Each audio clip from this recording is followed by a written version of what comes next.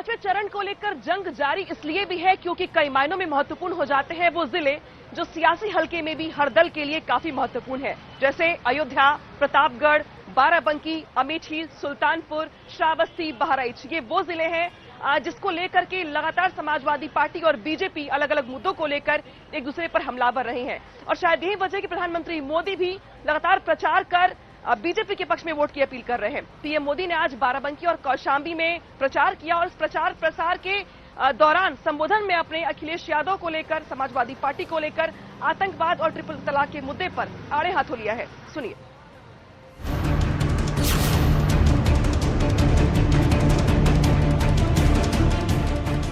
जैसे जैसे यूपी में मतदान के चरण कम हो रहे हैं, सियासी पार्टियों के प्रचार तेज होते जा रहे हैं।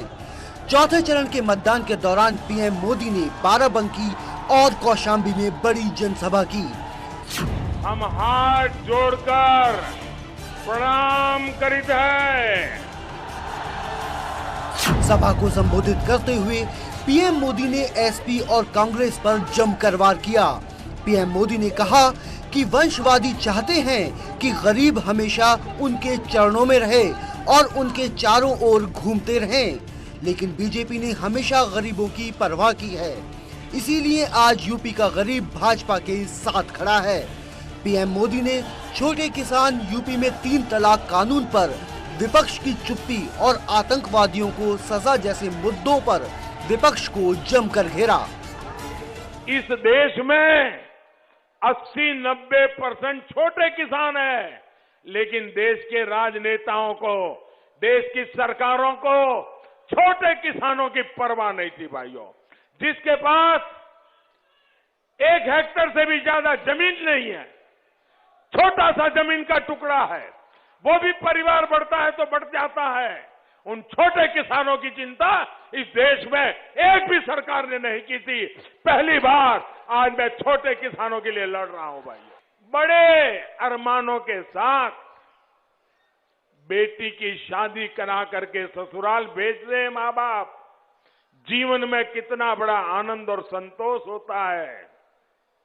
लेकिन वही बेटी 5-10 साल के बाद 3 तलाक सुन के जब घर लौट आती है, आप कल्पना कर सकते हैं उस बेटी के बाप पर कितनी बीतती होगी, उस बेटी के मां पर कितनी बीतती होगी, उस बेटी के भाई को कितना दर्द होता होगा।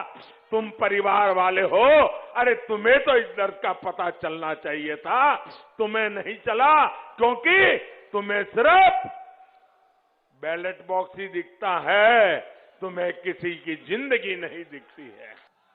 गुनहगार को सजा मिली, आपको अच्छा लगा ना, पूरे देश को अच्छा लगा, लेकिन इन गौर परिवारवादियों में से किसी ने भी देश हित से जुड़े इतने महत्वपूर्ण फैसले का स्वागत तक नहीं किया।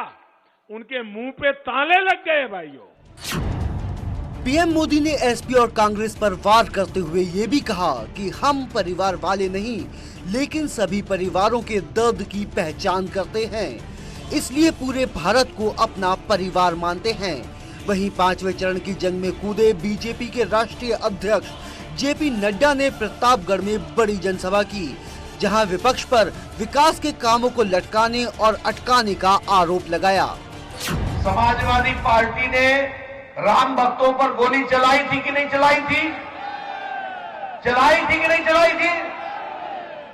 कांग्रेस पार्टी ने राम जन्मभूमि के विषय को लटकाया था कि नहीं? अटकाया था कि नहीं? भटकाया था कि नहीं?